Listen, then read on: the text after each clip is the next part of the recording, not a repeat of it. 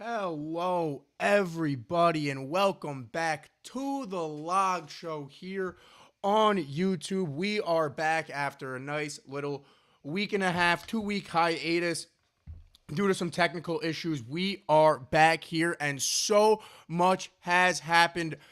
So much I have to talk about. The New York Knicks are getting ready for playoff basketball against the 6th-seeded Atlanta Hawks. So that begins soon. Not only that, the New York Yankees season is fully underway. It is not just, we are 4 games in against the San Francisco Giants. We have now played, if I remember correctly, I want to say it's 14 games. I want to say they're 9-7. Or what would that be? 16 games? 16 games. Sorry, I want to say they're 9-7. So 16 games the Yankees have played. Up and down. They went on a little 7-game skid. That finally ended last night with a very, very fun game to watch against the Los Angeles Angels, where bats were just hot on both sides. Plenty of runs scored. And then this Saturday, we had UFC 327, a lightweight championship bout between Carlos Ulberg and Yuri Prohaska to replace the now vacant lightweight strap that Alex Pereira left the void of. And what we saw early in that fight was, something that we don't like to see in fighting. And that was Carlos Ulberg, somebody who going into that fight was a huge contender, blows out his knee. And it was hard to see. It was hard to watch Carlos Ulberg blow out his knee. But you thought by my energy I was going to sit here and tell you, it sucked to watch Carlos Ulberg get beat up on while he blew out his knee. That is not what happened. Carlos Ulberg proceeded to shock the world, is what Ulberg proceeded to do. He proceeded to shock the world on a blown out knee and land one gorgeous check left hook to Yuri Prohaska's chin that ended Yuri Prohaska's night and won Carlos Ulberg his first UFC championship, winning that lightweight strap. So that's how the main event went. UFC 327 as a whole was electric. It was fun to watch. Just up and down the card, the UFC 327 was so much fun to watch. I worked earlier that day. I had a few things to do, so I didn't catch all of the prelims, like the full entire card, like I tend to like to when I have the time to. So the first fight I tuned into happened to be the Kevin Holland fight, and that's the first fight I'm going to talk to. I'm going to start at the bottom of the card and go up, and we'll end up talking about Ulberg, Yuri, breaking that down a little bit more in the end. But Kevin Holland, man, came out in that prelim fight against Randy Brown and really just, I'm not going to talk about it for long because it's not like, Kevin Holland's back in the title picture or anything like super notable. But what I will say was it was fun to see big mouth Kevin Holland be in his space again and see Kevin Holland really be able to do what he was always able to do. He looked so comfortable against Randy Brown. You had that Darce choke in the second round that really felt like it lasted the entire round. How Randy Brown got out of that Darce choke, I don't know. And then you saw it immediately after. You saw my man, Kevin Holland, just come back immediately after. And what Kevin Holland did was he talked his talk. And it was so much fun to be able to see Kevin Holland be in that space again and be comfortable against a Randy Brown after that choke that Randy Brown somehow survived that was in so deep for what felt like 3 minutes at least on Randy Brown's neck.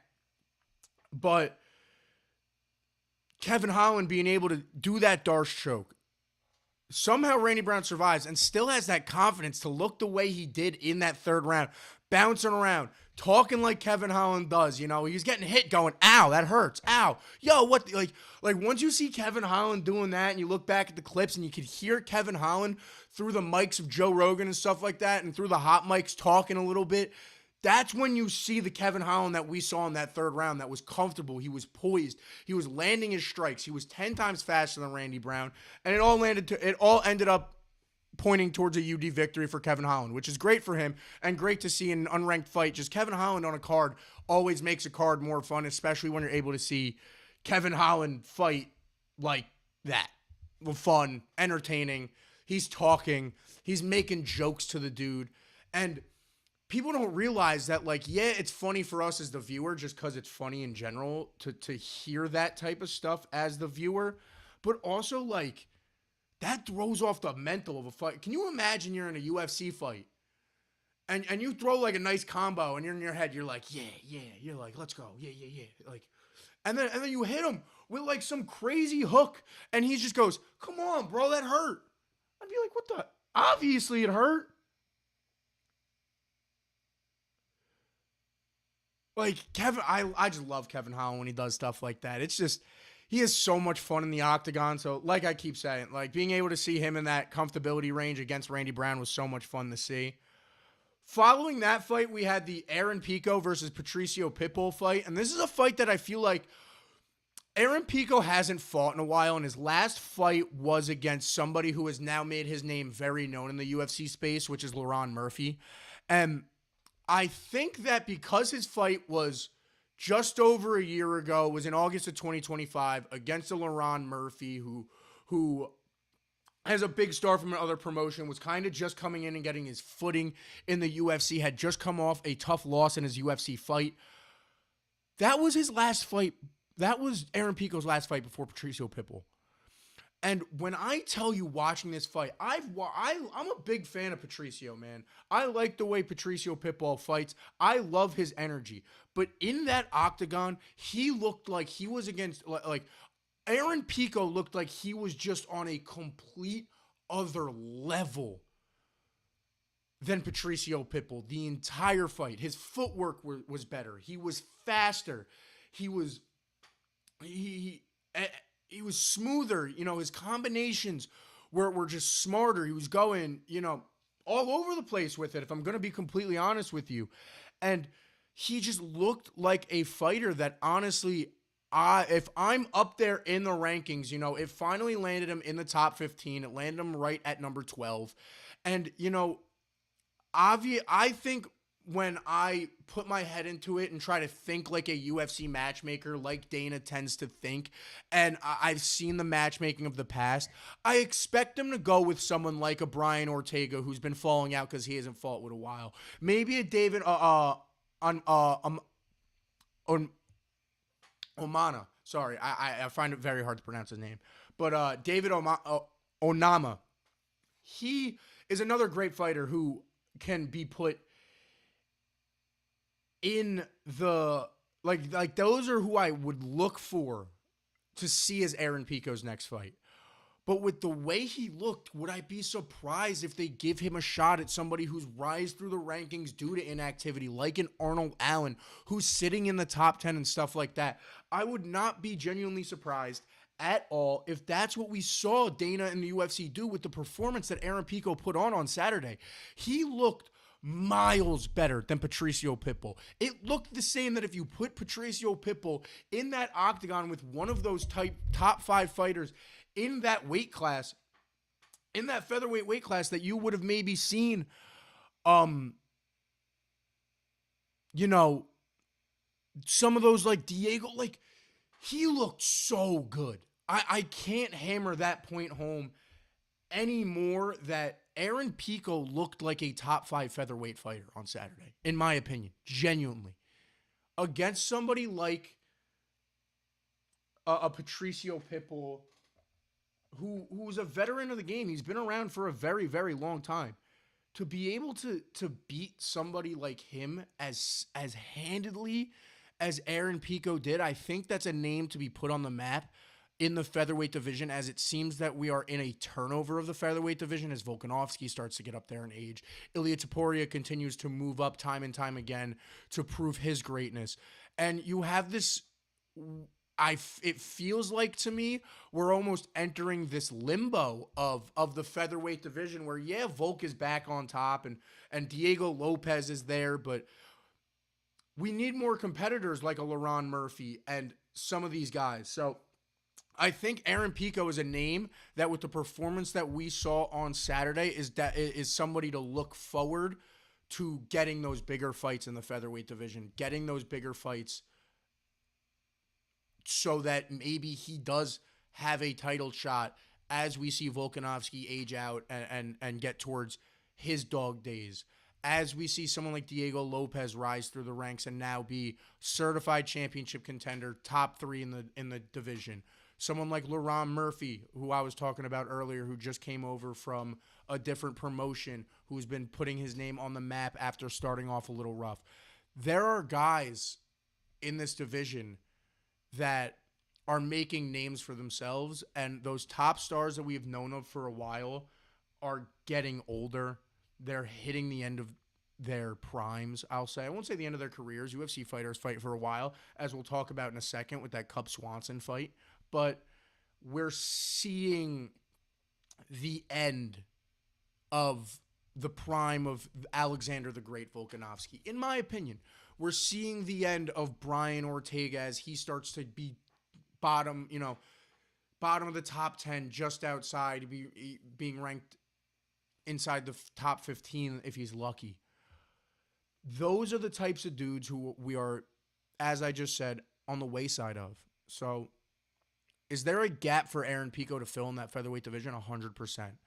That's why I like the idea of maybe instead of giving him an Ortega fight or the David Onama fight, you give him Arnold Allen. You give him somebody in that top 10 that maybe just squeezed in.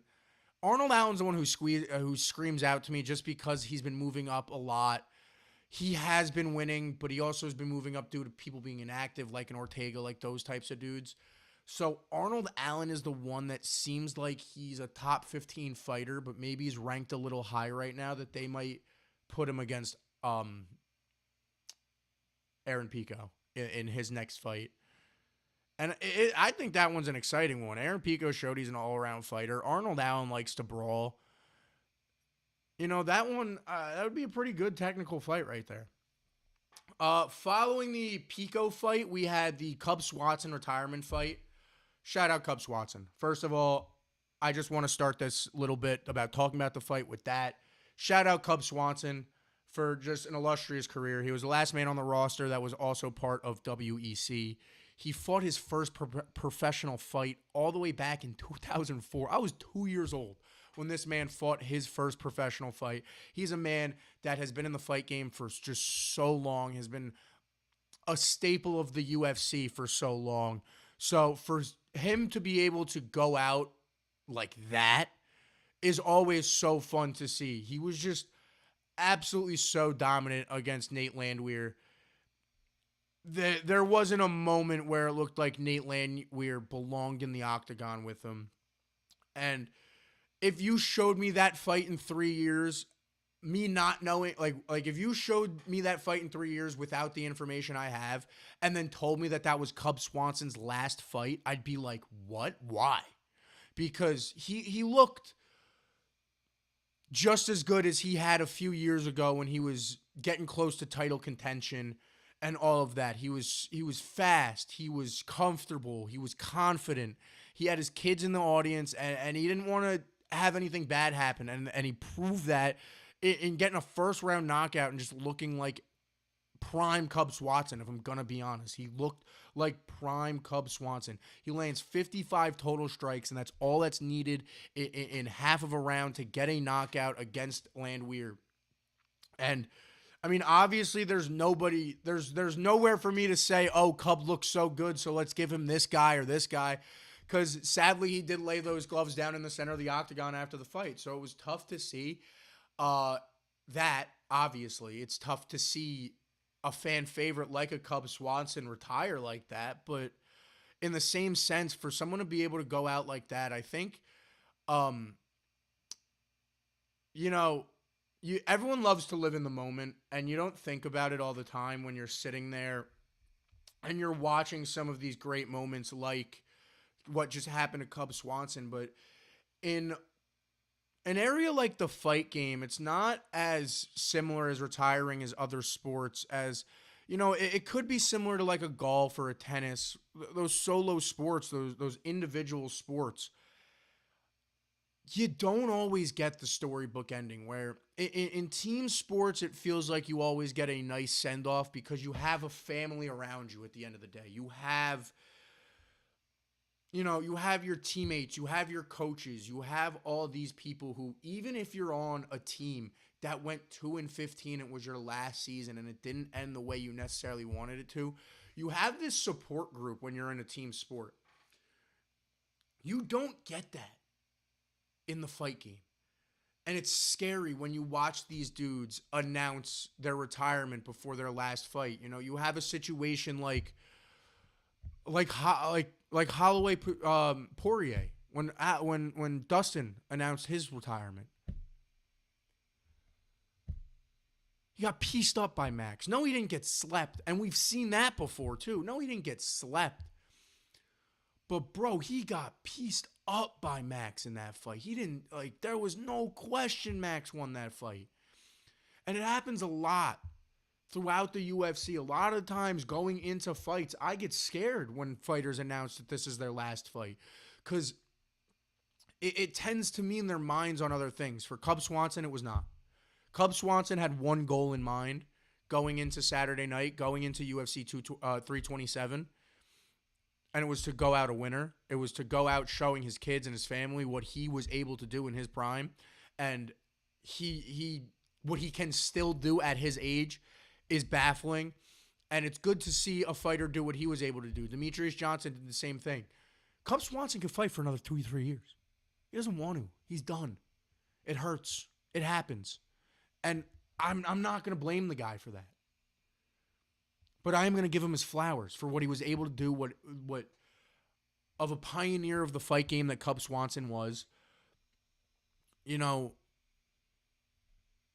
This man helped build fighting and MMA into the sport that it is today.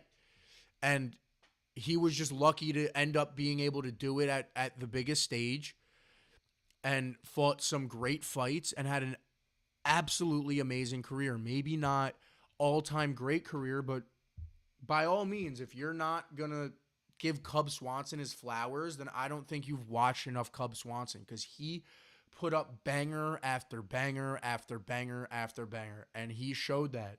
He really showed that he would put up banger after banger after banger after banger. So, gets a big win in his final fight. Shout out Cub Swanson. But there was, oh my God.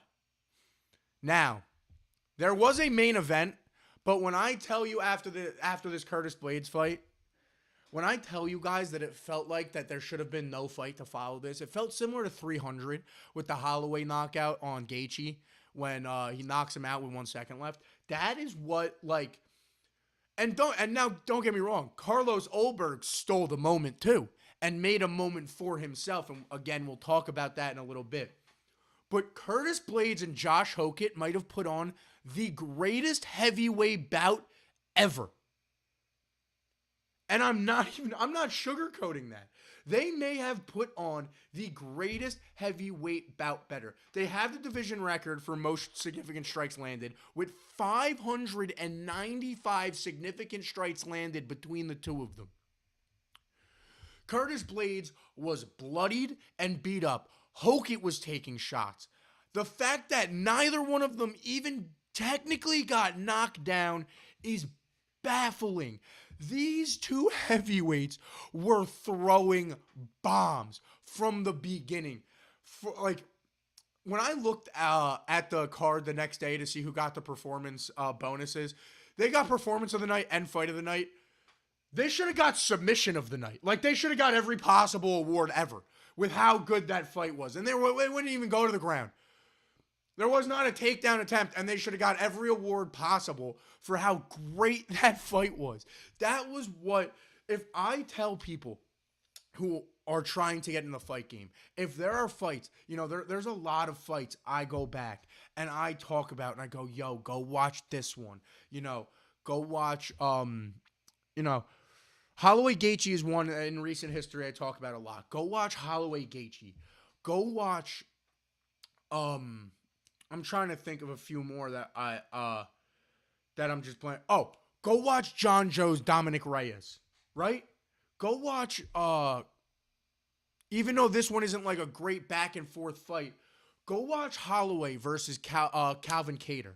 If you want to see something that gets you into UFC, this fight and 75% is in that list of if you want to get into the UFC, if you're somebody who likes to just watch people just doof, doof, doof, doof, doof. Josh Hokett versus Curtis Blades was the one. If that's what you're there for, if you have watched UFC as a casual hundreds of times before, and every time you go over your boy's house and you have a few beers and you watch, you watch Piotr Jan versus Merab Dvalishvili or any Merab fight ever, and it's a wrestling match for 15 minutes. And you're like, damn, bro. Like, I just want one of those. Go back and watch Josh Hokett and Curtis Blades go dunk, dunk, dunk, dunk, dunk on each other's skulls for 15 minutes. It was just baffling. It was so baffling that I love this story. The fact that Dana told this story in the post-fight presser, I love this story. That fight was so exciting and so crazy that before that fight, the president, who is a huge UFC fan, as many people know, there's a UFC card at the White House this year. The president asked Dana White, and he goes, "Why is Derek Lewis not on the card? I love Derek Lewis. Why is he not at the White House?" And Dana goes, "Give me 5 minutes, Mr. President." Calls up Derek Lewis and goes, "Hey, Derek, Mr. President wants you on the White House card. Why aren't you on it?" Derek goes, "Politics." He goes, "You want to fight on it?" Derek goes, "I'd be honored." Then as the fight's going, Dana wears his headphones. He listens to the commentary while he's there in case people don't know that. Dana has his headphones on to listen to Joe Rogan. And Joe Rogan made the Derek Lewis fight for Dana. And he goes, "Oh my God, is there any room for this Josh Hokett guy who's wearing this USA bandana and pit vipers and has all this energy? Is there room for one more fight on the UFC White House card?" Dana said, "Thank you for doing my job, Joe Rogan." That's practically what Dana White said. And he asked Josh Hokett in the ambulance. Josh Hokett said yes while being taken to the hospital in the ambulance. He goes, "Yo, of course I'll take that fight." And now, in addition to what we already had on that UFC White House card, Alex Pereira fighting for a heavyweight strap, Ilya Topuria. Now we get to see Derek "My Balls Are Hot" Lewis versus this beast of a man, Josh Hokett. And boy, am I excited.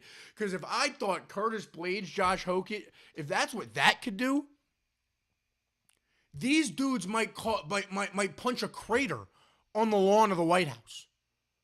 Is what Josh Hokett versus Derek Lewis might do. It's gonna be Omni-Man versus Superman for you nerds. If we want to connect two different nerd stuff. That's what we're getting. We're getting just two absolute. We're getting the Hulk versus the Thing. Like just two giant behemoths of men on the White House lawn to honor America. Does it get better? Does it get better? I'm so excited for that fight, man. After what Curtis Blades and Josh Hokett did, oh my God, I am waiting. I am counting the days on my calendar for Josh Hokett versus Derek Lewis. Whew. That wasn't even the main event. There was two more fights after that.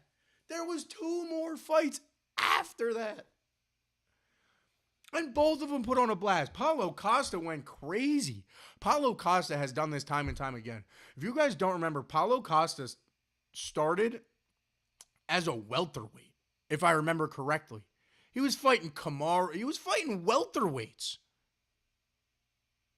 And then he went up and fought Izzy. Now he's at light heavyweight. And Paulo Costa looks comfortable as a light heavy. Paulo Costa has seemed like that type of dude. I'll be honest, as I have watched him since that Izzy fight, since he really blew up a few years ago, he's always been the dude that fights better heavier. Like every time he goes up in weight, he looks better than he had the weight class before. He's someone who just really, really struggles with weight cuts, it seems, because he went into this fight against an undefeated Mirzakhanov.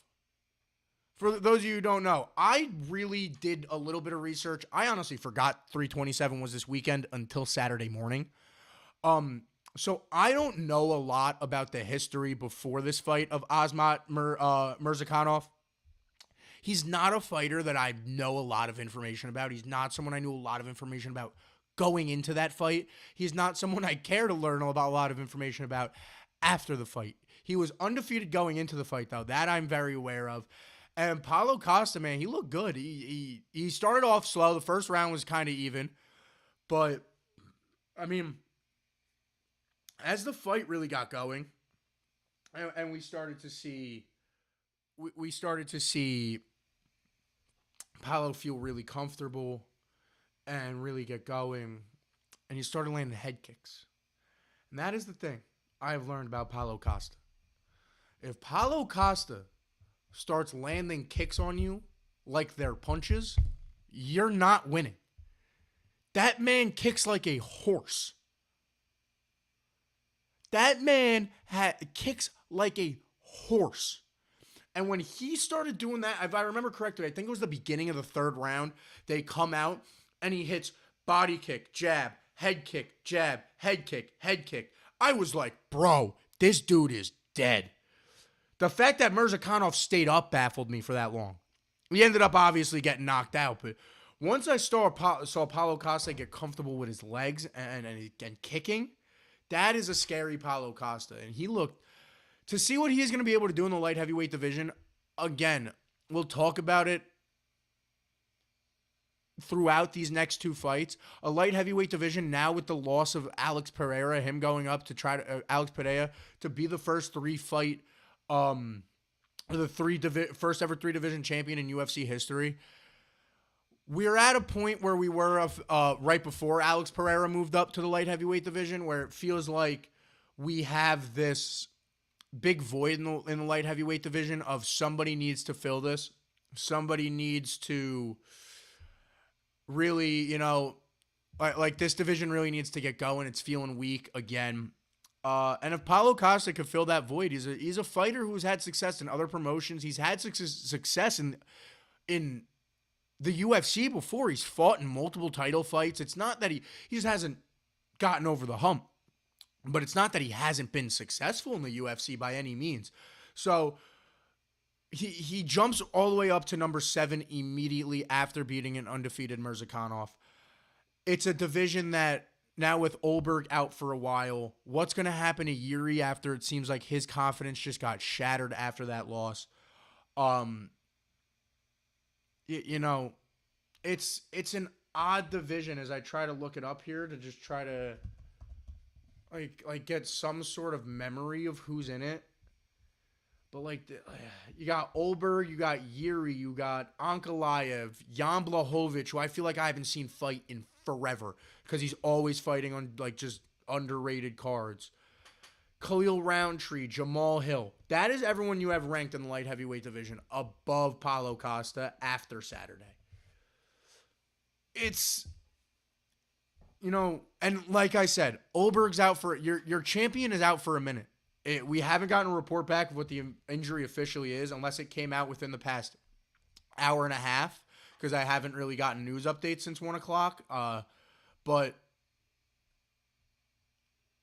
it's a weak division. It's a division for Paulo Costa to take. I think with how he looked on Saturday, Khalil Roundtree's a good fight. Jan Blachowicz is a good fight. I think those are the two to look at.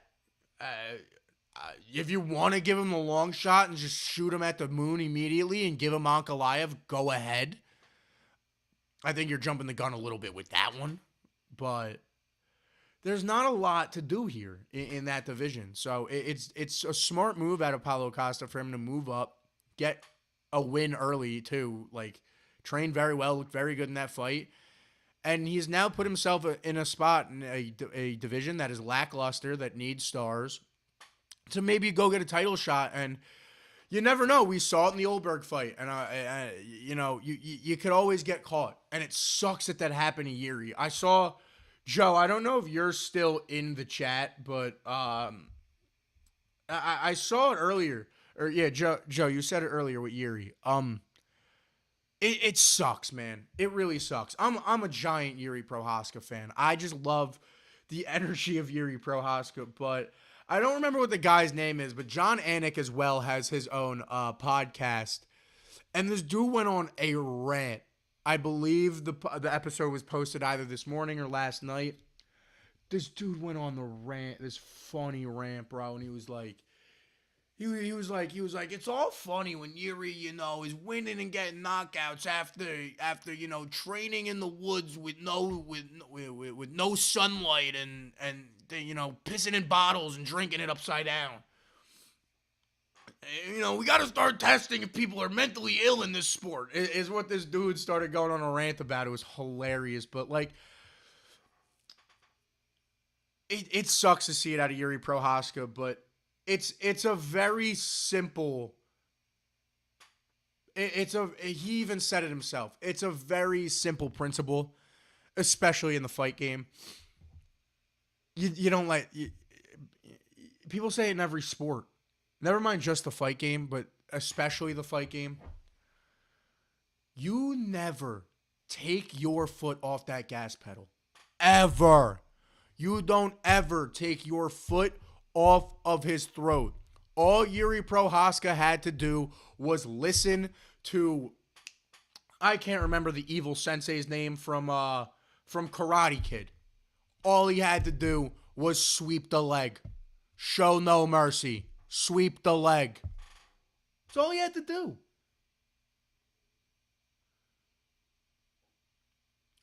You had him beat up.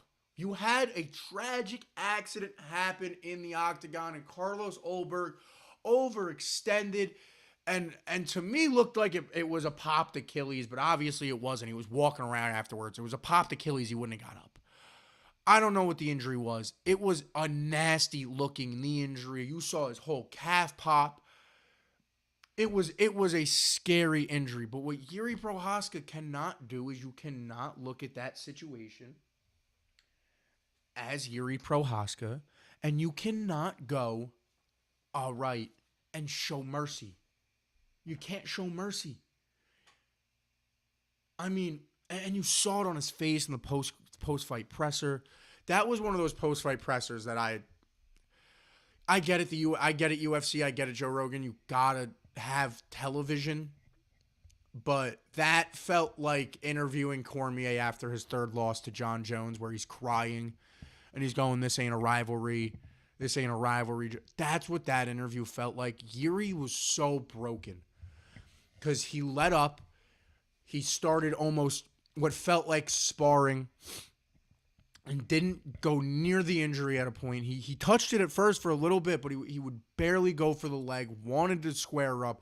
He even pointed to the ground at one point, was like, let's square up, and he overextends on a jab, doesn't get his other side up, overextends. This hand was down, check left hook straight to the jaw. And it's just, you can't let it happen if you're Yuri. Like, you guys see me at a loss for words here, and it's because, like, I want to have this technical UFC fan analysis of the fight, but there's not one to have for this fight. Carlos Ulberg did the unthinkable, and what he didn't do was count himself out when his knee blew. He knew. He goes, all right. He goes, I'm down. I'm down bad right now. I'm in a terrible spot. But he had faith in his fists that he knew if I land clean, if I catch him slipping, I win this fight. And that's what Carlos Ulberg did. He held by his confidence. He had, as I just said, he had faith in his fists and got one of the most shocking knockouts that I have ever seen.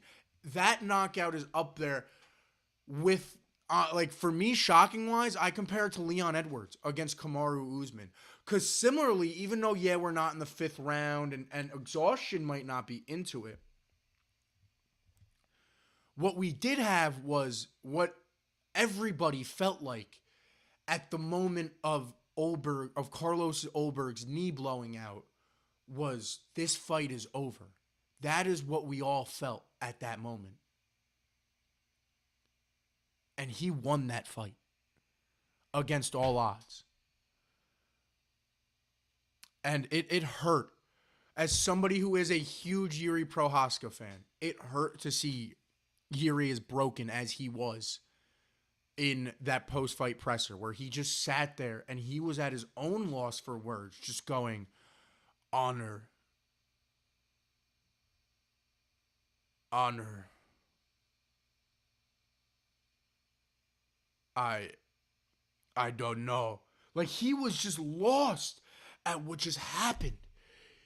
He couldn't believe that he showed mercy.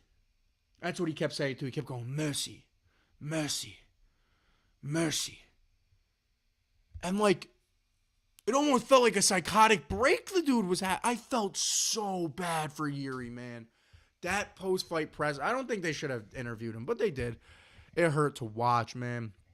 That hurt to watch, bro. It was just so tough. And like, I mean, don't get me wrong. Like I said, Carlos Olberg did something amazing that night. And shout out him. Shout out Carlos Olberg. I'm waiting for the article to come out that says what the injury is. A lot of people on the internet have been talking about an ACL, partially torn, maybe an MCL. Again, I don't know. It feels very weird to me that he was like how fine he felt, he looked after he got the knockout. I don't think he was playing chicken at all. I think that was very clear when he threw that leg kick and fell because he couldn't hold his weight up. I don't think he was playing chicken at all, but like, it's a hard injury to judge because just in the slow-mo, it looked so gruesome. I'm not a doctor. So if there's doctors out there who come across the log show at any point, feel free to hit me up on any of my socials and let me know how I should be viewing that Olberg injury. But like, man, that looked rough. But then he knocks out Yuri and he's walking around the octagon without a limp. So I don't know. Hopefully Olberg could be back sooner rather than later. I'd hate to see him have to vacate the belt due to injury after winning it immediately. So who knows? But UFC 327 was really a shocker for how good of an event it was. Shout out to UFC. They're really getting as we get closer to the event, it seems you are really getting me hyped for this UFC White House event on the White House lawn in June. In now, what is that, 2 months? Yeah, 2 months. We'll be on the White House lawn. So I am very excited for that in the UFC. Excitement has not been a major thing with me. As you guys see my shirt recently, excitement has not been a thing with the New York Yankees until last night. And I'll talk about last night. Last night was a beautiful, beautiful win for the New York Yankees as they improved to 9-7 after that win over the Los Angeles Angels last night. That was a scary one that saw Mike Trout and Aaron Judge. I mean, that one is one for the ages just because of that. I will 100% say that. If you guys didn't watch last night's game and you're a baseball fan, I'm sorry, because it was, the game starts back at home. Yankees on a 7-game skid. 2-run bomb from yours truly, the captain, Aaron Judge, right? Later, Cobby goes yard.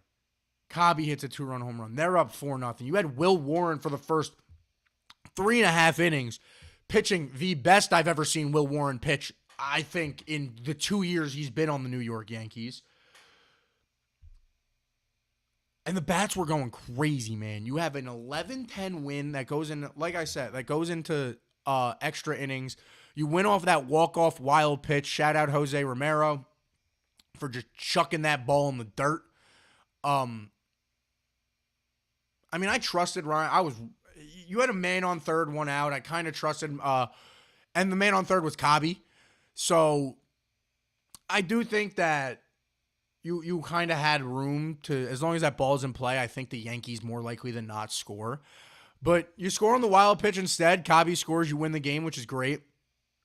Finally get back in the win column after getting swept in Tampa, which that is what hurt the most about that 7-game skid, was just the teams that it was happening against. Until last night, we didn't. Our last win was what I am now dubbing the Ahmed Rosario legacy game against the Oakland Athletics, where he hits 2 home runs, has 4 RBIs in a 5-3 win over Oakland, where I was there live. Me and a few of my friends were there live, and it was just an absolute rocker of a game. The energy was dead for so long because Ahmed went yard early.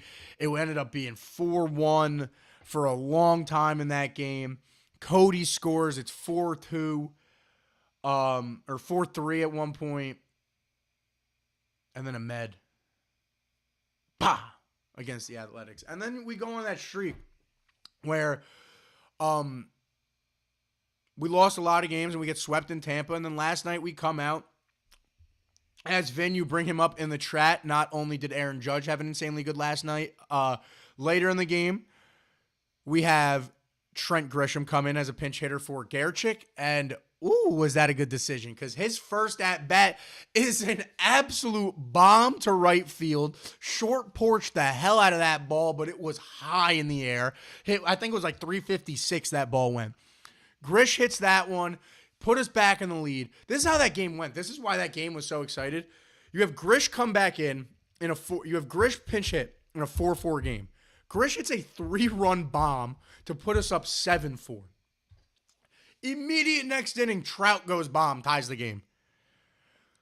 Next inning after that, Judge goes bomb, takes the lead. Then, a little bit happens. It ends up being 7-10. Who hits his second home run of the game to tie the game? New Jersey native Michael Trout. It was insane. And then it ended on a wild pitch. It was insane. It was good to see the Yankees get back in the win column. I mean, they have been playing. It's been odd recently during that 7-game skid. It was definitely odd to watch because it felt like the opposite of the Yankees of last year, where last year it was, man, these bats just get going. But teams like last night. Last night felt similar to last year's Yankees, if you guys can understand the comparison I'm making. Where last year it felt bullpen was hard to trust. You're not really having great pitching, starting pitching either. You have no Garrett Cole, but the bats from game 1 last year were flying. We were bombing baseballs.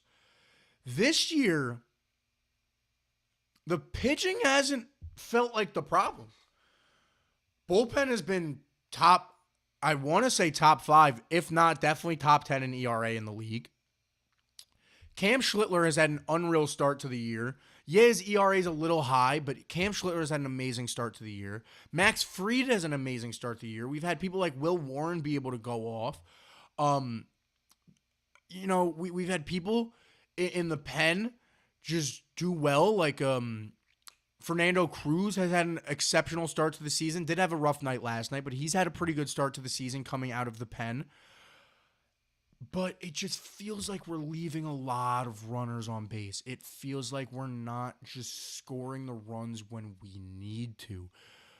Between, I think it was Tuesday and Friday, we had I think it was 4 hits. You know what I mean? Against Tampa twice, they got hit. They got a hit in the second inning and then got no hit until the 8th. And I mean, if there's struggles that are going to happen at the beginning of the season for this Yankees team, I'd rather it be the bats because I feel like the bats are going to catch up. Don't get me wrong. I feel like 110% that the bats will end up catching up when you have people like Aaron Judge, Cody Bellinger. You have Grish finally getting his first 2 of the year. Hopefully you'll have Ahmed Rosario playing a lot more. So, the bats will catch up. I don't necessarily disagree with that. I think Cobby's good at getting on base. Ben Rice has been hitting the ball very well, and we'll talk about a few of those guys in a little bit, but I think that if I'm going to be critical of the first 17 games of a 162 game season, that yeah, the bats have to catch up. The bats have to get going. You gotta when you get people on, you gotta score. When you get, especially when you get runners in scoring position, when you have Cobby on second, when you have men on second and third, you have the corners, you have that type of stuff. You're not scoring. They're just not scoring with runners in scoring position as of the start of the season, and that's where the bats have to catch up. I don't think the pitching has necessarily been the problem. I think it's been not converting on your scoring chances offensively for the New York Yankees. And you have a game like last night with the Los Angeles Angels where recency bias will show you it's the opposite. You know, it's an 11-10 win with bats flying. You know, you have 5 home runs. Aaron has 2. Grish has 2. Cobby has 1. Stanton has a double. You have all these crazy, crazy, crazy big hits. The bats are flying. But that really has not been the trend for the beginning of the season for this year's New York Yankees. And one thing I always like to talk about in sports is you will always reset back to the mean. And I think they're just below the mean of hitting right now that this Yankees team is usually at. And I think they will begin to start to continue to average more towards the mean as we get into late April, early May. And then as much as I want to say they'll be in full swing about June or July, I'm expecting, as I do every year out of the Yankees, a nice July skid and August skid for September, October baseball to get going and them really to turn up. You're still missing Volpe and I think a lot of people have turned somewhat of a leaf on Anthony Volpe. Not that we're all, and I say we as Yankees fans, not that necessarily Volpe we're still calling Volpe the next one, but I do think that necessarily we have now realized without Volpe in the lineup every day that, okay, Volpe's an everyday shortstop. He's a top 30 shortstop in the MLB. There's no reason that we should be arguing Cobby get every day over him, or as well as Ahmed. As much as I would like to see Ahmed in the lineup more, that's more of flipping him with Ryan McMahon than it is with Anthony Volpe consistently. So, I'm excited for Volpe to come back, if I'm going to be completely honest. And then obviously rotational wise, you still have Luis Gil coming back from injury. You still have Garrett Cole, who we're not going to see for probably another month to month and a half. You still have Rodon, who you're still probably not going to see for another month. You have, those are 3 big pieces for the Yankees. Those alone. And I'm not going to continue to go down the IR, but because those 3 pieces alone make a huge difference for the Yankees. I mean, obviously the pitchers aren't going to make a difference hitting-wise. I'm not going to say that they're going to fix the hitting, but if you're going to tell me that Garrett Cole and Carlos Rodon coming back isn't huge for the New York Yankees, I mean, this is a team that the bullpen has had to excel, and like I said, you are going to go back, you are going to average back to the mean. The bullpen is going to start to get hit. As well as the bullpen is played, this is not an elite bullpen. I'm not going to act like it is. They are playing as such, or they're playing above average. I wouldn't call them elite, but they're playing above average. But by no means do I think that, or in no way, shape, or form do Garrett Cole and Carlos Rodon not improve this team. And then Anthony Volpe hopefully improve defensively. Now without the shoulder injury, he can get the bat to the ball. Hopefully a little better. You gotta just hope for the best. You know what I mean? You gotta just hope for the best. Yeah, Vin. I mean, I'm not gonna talk about him a bunch. I'll talk about them now because you brought him up in the comments, and then I'm just gonna move on to the card opening. Yeah, I mean, I haven't watched Knicks basketball since the start of baseball season. I'll be completely honest with you. I haven't really watched any basketball outside of the tournament since baseball season has started. And I do feel like what I've been hearing online and on WFAN and through the media and stuff like that is a lot of confidence has been dropped on the Knicks. And I want to say that um I still have a lot of confidence in this team. I think if Brunson and Cat could play up to their full potential, and you have Bridges, you have OG. I think Bridges definitely needs to step up. But I think when you look at this team, it's a group of players that I think over the past 2 years, even under Thibodeau, I think at the end of the season, this has been a thing. Is they kind of calm down. Brunson's hurt usually. OG usually banged up a little bit. Hart's usually banged up a little bit. Miles is banged up currently a little bit. And it's a team that I think definitely I have experience with this Knicks team that Brunson and Cat, especially the two stars in Brunson and Cat, they play off the energy of the city and of the New York Knicks. And when the city's talking well and the city's hyped against about the Knicks, they play well. And when the city is in a low period and they don't really care about the Knicks, that's when you see the Knicks play down to and when they're playing the Nets and they have a close game with the Nets. And you play the Warriors G League lineup and you have a close game with the Warriors. It's in this lull period of sports that I feel like where you're kind of in this post All-Star break but not yet playoff run basketball and all of this. And a lot of people lost hope of the New York Knicks and lost confidence in the New York Knicks because of the play of Karl Anthony Towns and the on and off play of Jalen Brunson and the lack of a couple players. But I think that this team, like I said, if they play off the energy of the city, I think that New York gets no more excited for Knicks basketball than Knicks playoff basketball. I think that is the most excited that New York gets for basketball. I've seen it time and time again, year after year, since the Knicks have become playoff teams, that the city just rallies around the Knicks the minute the playoffs start, and I think that that is going to play into it. I think the energy that's going to come into MSG in those first two games is going to set this team's on a blazing path, and I think they're going to come out hot. And then not only that, they're deeper than they've ever been as well, where you have players like Clarkson, you have Kolick, you have Dewara, you have a lot of players off the bench that can play well. You do. You have a actual certified bench unit now as the New York Knicks.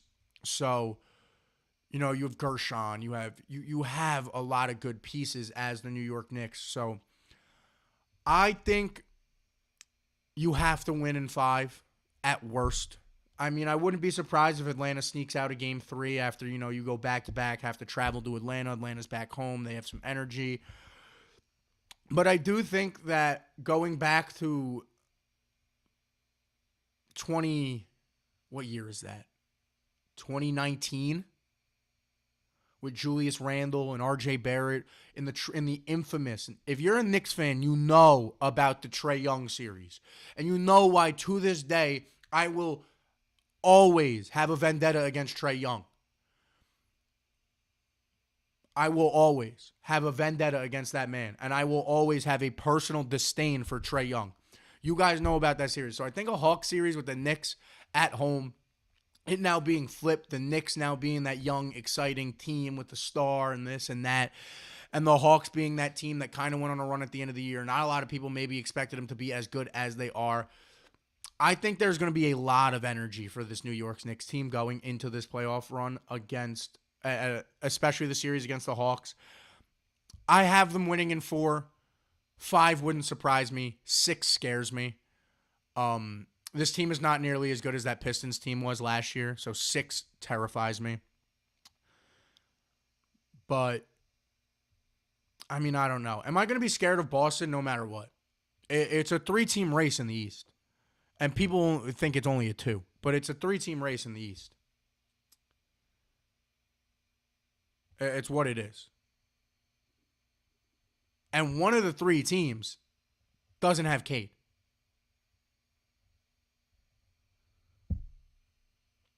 Luckily, they still have, they have Ivy. They got some good pieces, but I don't know. I would not lose the same confidence on the Knicks that many other people have. But yeah, I don't know, man. I don't know. Hey, Vin, if you're still in the chat, anybody in the chat, you guys let me know. How we feeling today? It's 2:55. We feeling a card opening. I got the a baseball box here. I think I'm gonna do the card opening. So give me a second, guys. I will be right back for that card opening.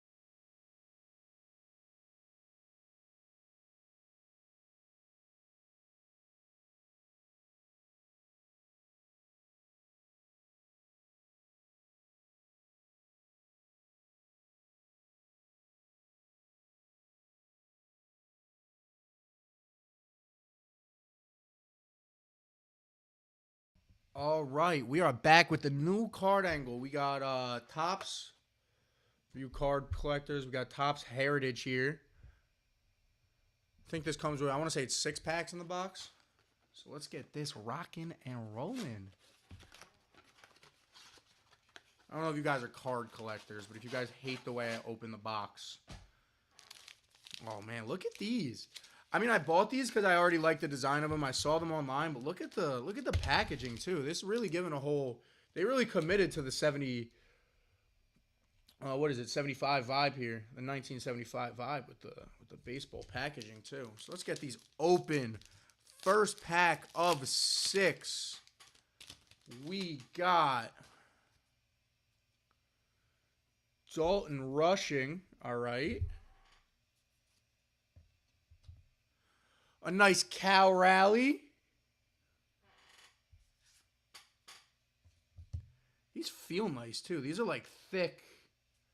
These feel like the classic like thick cut cards. These are nice. Kristen Campbell.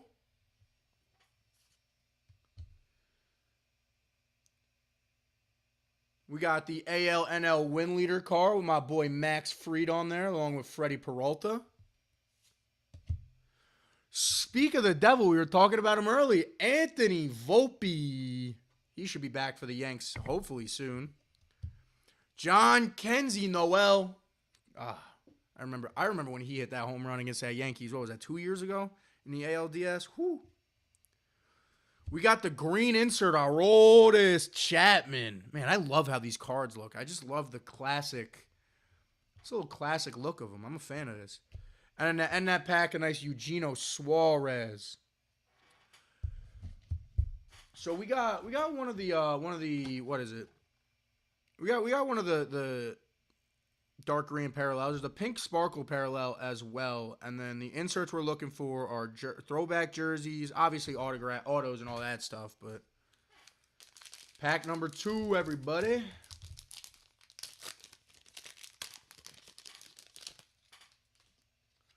Starting this pack off with it. Ooh, Edward Cabrera. Ooh, and I see an insert on this one, guys. I see a card that is not like the rest. Chandler Simpson. Got a Nika Horner. Ryan, or as I like to call him, my boy Rake McMahon right there for the New York Yanks. Hey, Ha-Seong Kim, fan favorite right there. I love Ha-Seong Kim.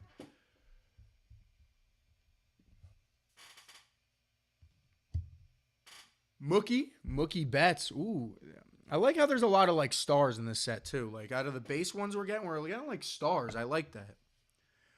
Ooh, here we go to the pink sparkle insert. Joey Loperfrito, or how Loperfrito? I don't know how to pronounce his name. I've never known how to pronounce his name. It's a nice looking card. It's a little bent. Definitely no PSA 10 on this, but like, it's a fun looking card. That's a nice one. And then we end the pack with a All-Star rookie, Roman Anthony, who we have learned recently that Roman Anthony does not know how to, cannot throw someone out at home for the life of him. Pack number 3. Starting this one with a Mick Abel.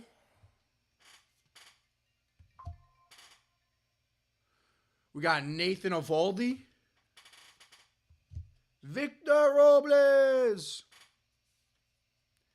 Andrew Hoffman.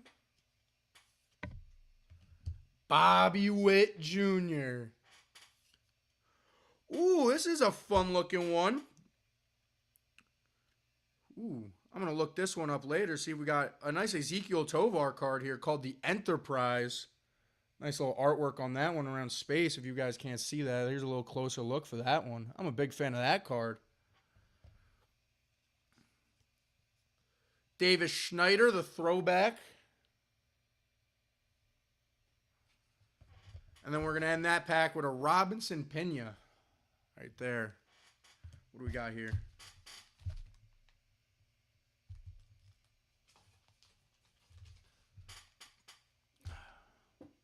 Got 3 more packs here. I'm going to do those other 2 off air. Those are my personal 2.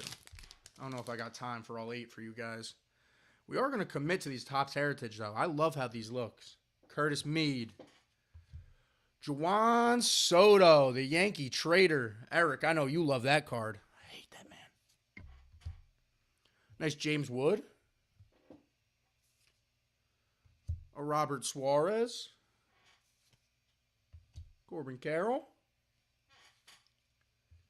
Carlos Correa. Gary Carpenter. This one looked like a dud of a pack. Yeah, and a Carson Williams to end that one. If you guys want to see what that one looks like. All right, let's burn through these last 2. Maybe we open all 8. Who knows?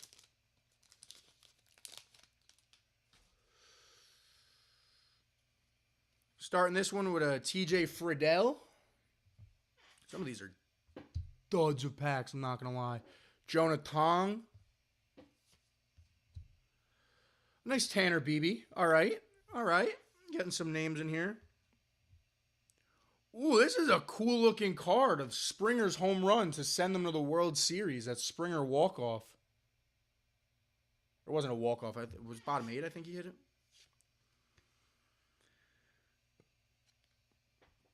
I like that card. Got the ERA leaders, similar to that Max Fried Freddie Peralta card. This one has Scoobs and Skeens on it. Bradley Rodriguez right here. All right. Ooh, another green insert here. We got Reese Hoskins, or as I like to call him, Rake Hoskins. You guys see what I do with those R names there. And then a Moses Ballesteros. All right, you know what? We're doing all 8. It's 304.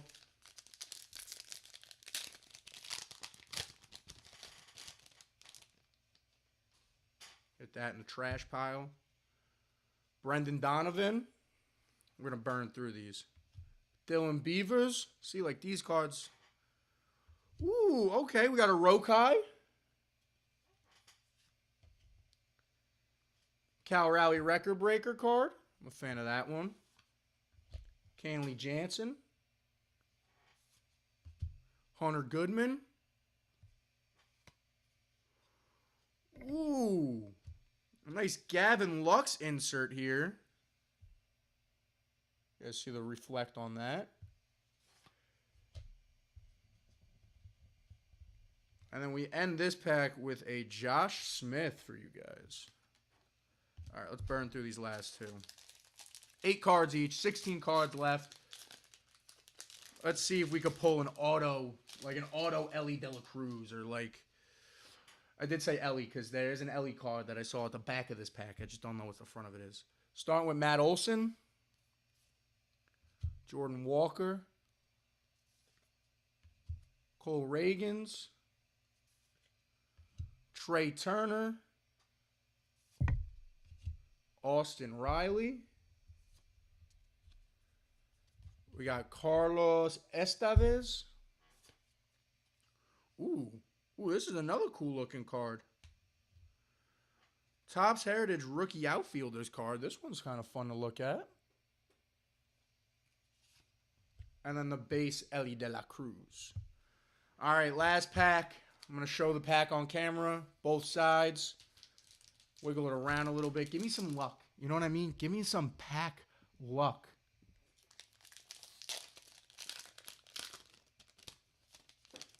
Let's finish it up here. Starting with a Jazz Chisholm right there, baby. Jared Duran. For those of you who know, you know. Dane Myers.